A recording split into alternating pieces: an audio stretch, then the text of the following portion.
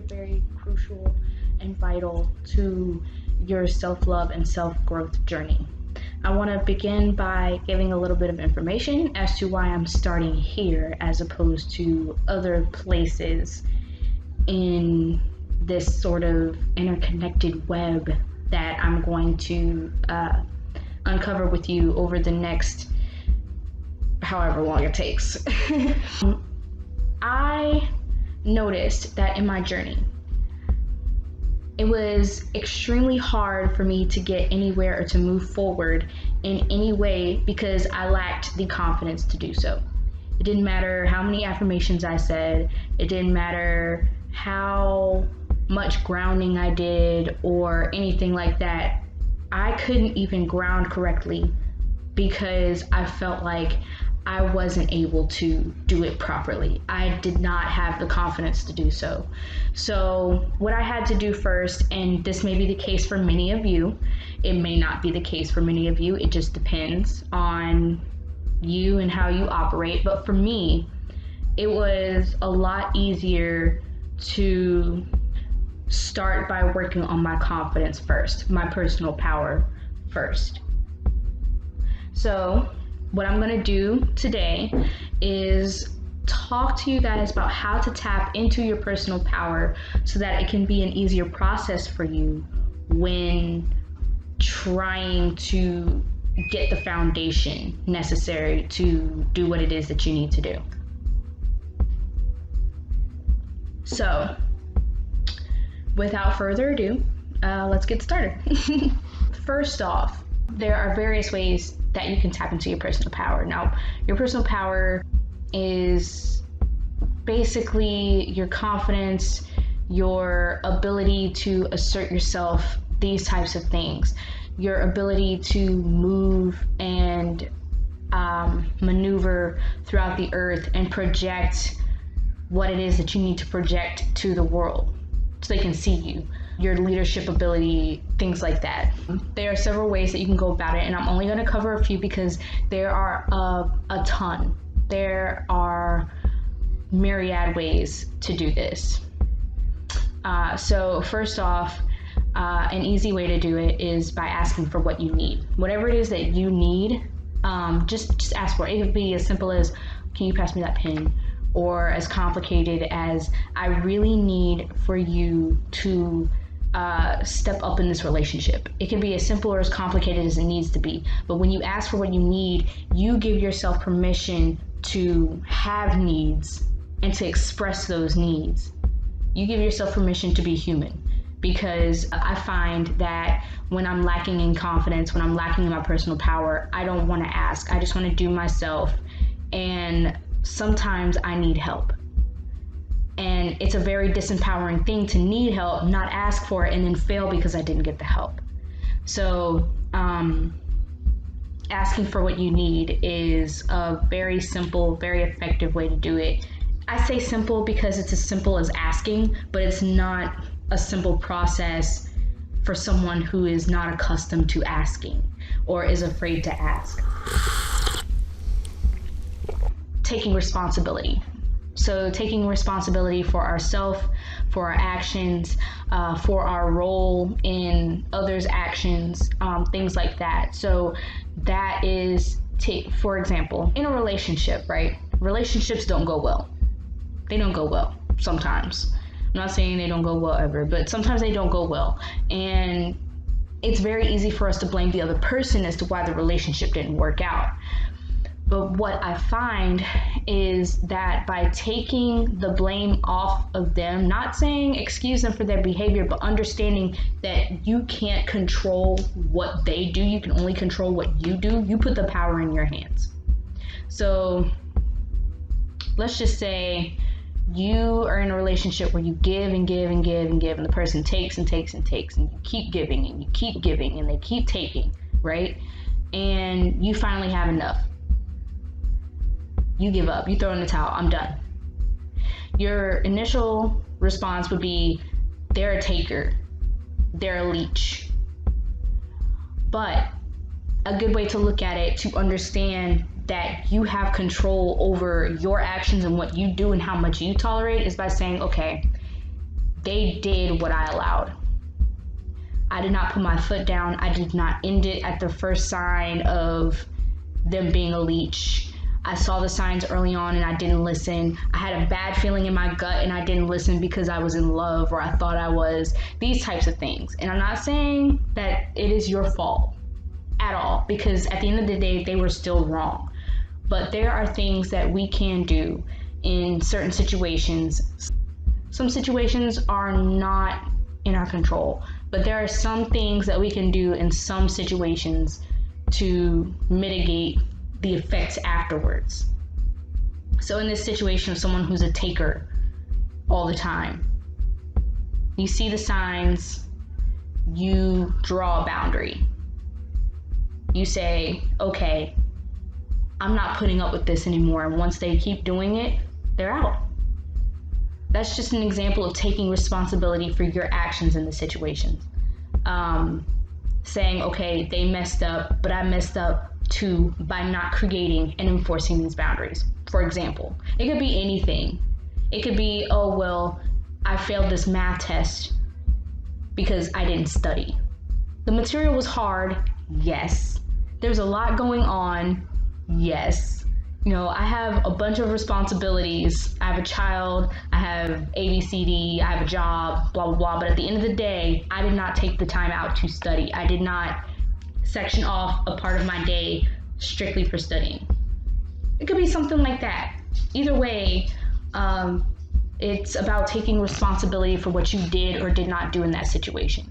And also understanding our role in others' actions. So, for example, like I said earlier, basically, you know, some people are opportunists. Some people are going to take when you give to them, right? So, like I said earlier, I gave them the space to continue taking from me because I did not set or enforce a boundary. That is accepting your role in that situation. So taking responsibility for your actions, the things that you can control, is a good way to take that power back. Because I found that in relationships in the past, sometimes, like, this is a process, y'all. I cannot stress this enough. Self-love and self-care is a process. It is a lifestyle. Once you go down that rabbit hole of not loving yourself, it's a lifestyle from then on when you decide to make a change. It's a lifestyle. So I have, you know, there are times that I need to remind myself of things, and that's okay. But I found that in a relationship that I was in previously, there were a lot of boundaries that I did not set and that I did not adhere to. And because of that, I gave so much of myself that when someone else came along that was willing to give me what I needed, I wasn't able to give them what they needed. So you might miss out on a blessing because you didn't do what you needed to do before. So long story short, I had to break up with that person that was willing to give me everything because I wasn't mentally prepared for that. Anyway, my point in saying that is that once I stopped looking at what this person did wrong, my sister just walked in. Once I stopped looking at what that person did wrong and how they hurt me, and once I decided to take control of my life and what I did to cause that, it was empowering. It was an empowering experience for me to say, oh wow, like, you know, I was in control of that the whole time. They didn't take my power from me. I gave it to them. Once I ghosted that person, I took the power back.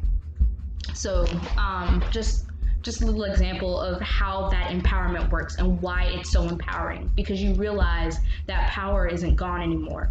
You're taking it back by taking control of your life and of your situations. So the next one is aligning your vision.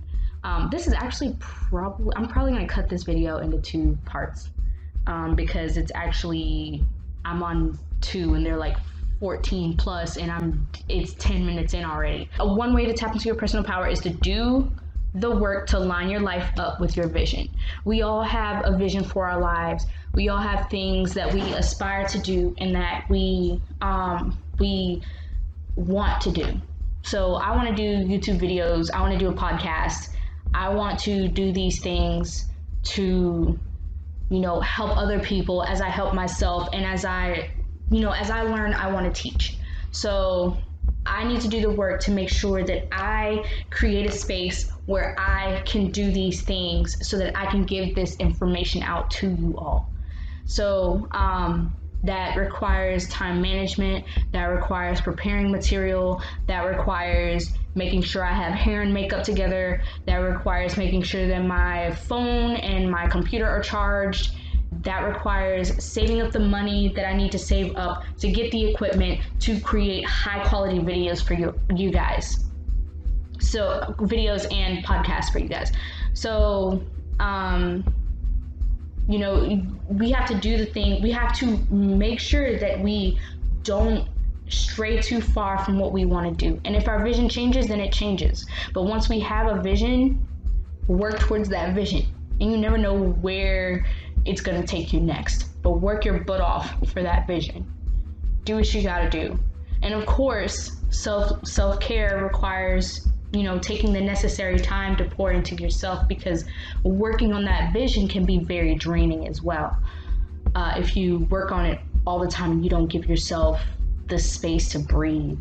If it's like, you know what I mean? Like you need a work-life balance, of course, but making sure that you prioritize your vision, whatever your vision is super important to empowering yourself, because once you align your vision, once you decide to do the work to live the life that you want to live, you're going to take the action steps to make that happen. Once you make that happen, it's going to be like, wow, I actually completed a thing. I actually finished a thing. I actually did that. Like, and then that actually helps you out in a multitude of ways. It's not just, oh, well, I feel good about myself. You're actually improving your integrity. And I'm actually going to do another video about integrity eventually at some point, but it's going to be pretty great. I'm probably going to stop at number 5. I'm not blah, blah, blah, blah, blah, blah. Also, another way to align your vision is by studying, research. So videos, courses, books. Take whatever information you need and learn what you need to learn in order to do what it is that you need to do effectively. I am always signing up for some type of course. I'm always buying some type of book, and especially now because I am I'm initiating. I'll go more into that later, but especially now that I'm initiating, I am required to read more books. Feed your brain, feed your mind, because those things, if you dedicate yourself to them, they're going to seep into your subconscious and they're going to keep you going forward. And before you know it, you'll be acting and not realizing that that's what you're doing. So, align your vision. Research. Next is no negative thoughts. Now, when I say no negative thoughts, I don't mean like literally 0 negative thoughts ever in life, because that's literally impossible. But things like, why does this happen to me? It's not fair. Shifting the blame onto other people. So it kind of goes with number 2, taking responsibility for your actions in the situation. When you start asking, why does this happen to me? You're giving your power over to, I don't want to say the universe. You're giving your power over to God knows what. You're giving your power over to chaos, basically.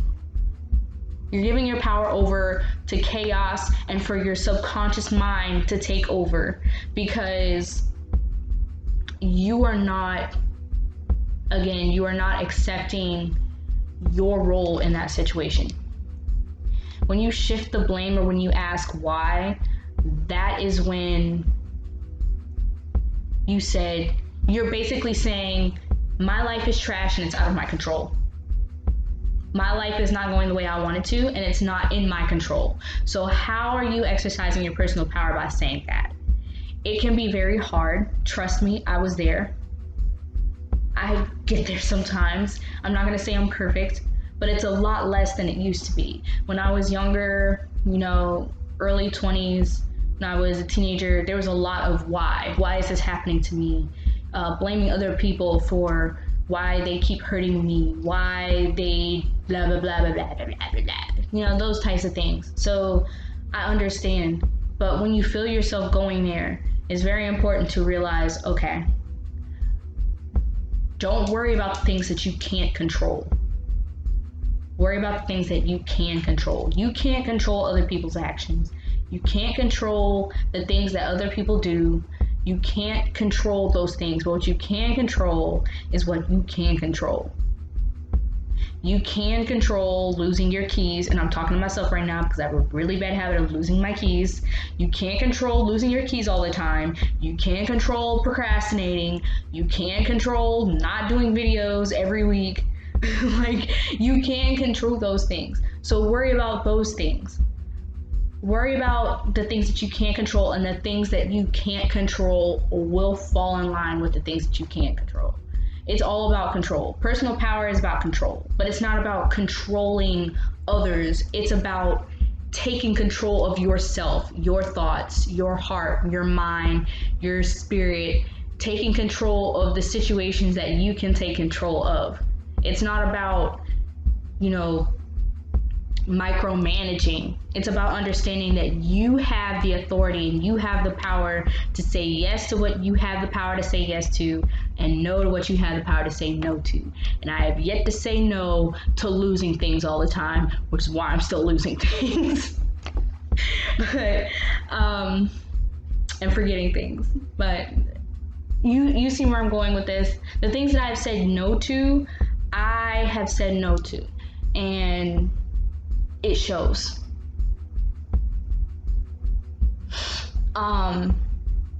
Okay, so what's next? Don't avoid conflict.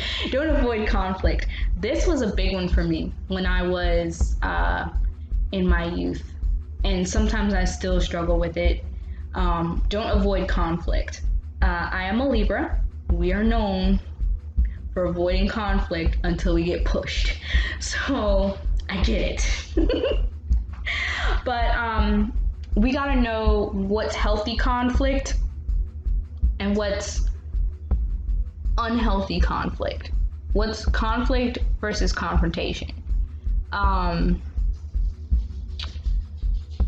Sometimes it's very important to voice what it is that you feel, regardless of how it may come off. Sometimes it's good to mince your words if you can. It's good to have tact if you can. But sometimes you can have tact and still understand that the conversation is not going to go well. When withholding how you feel affects you negatively, when you start stressing, when you start worrying, when you start getting upset, when you start acting out of character because you are not expressing how you feel or what you need to express, that's a problem. That's when you need to step up and say, look, this is what it is, and be prepared for what's to come. It won't always end up bad. It won't always, sometimes it might. But either way, you have done your part. You have done your part to say what you needed to say. That is an empowering experience. Withholding for the sake of others, staying quiet, staying timid for the sake of not making waves, there's a time and a place for it. When it's affecting your well-being, you have to say something. Well, you don't have to. I'm not telling you what to do, but I'm just saying it helps to say something. Understanding when it's healthy and when it's necessary. Understanding that you have needs. That is how you open up that personal power. Like I said at the very beginning, like we're back here. You have needs and you have desires, and there are things that you want. You deserve them. Ask for them. Talk about them. feel that. Because diminishing those things is how you lose that. We're all here and we all deserve to be happy. Sometimes, yes, sometimes we need to reevaluate our desires because sometimes they are a bit unreasonable. But most of the time they're not. Most of the time they're not. So it's okay. It helps for me sometimes if I have time to prepare and ask. Sometimes I gotta write a script.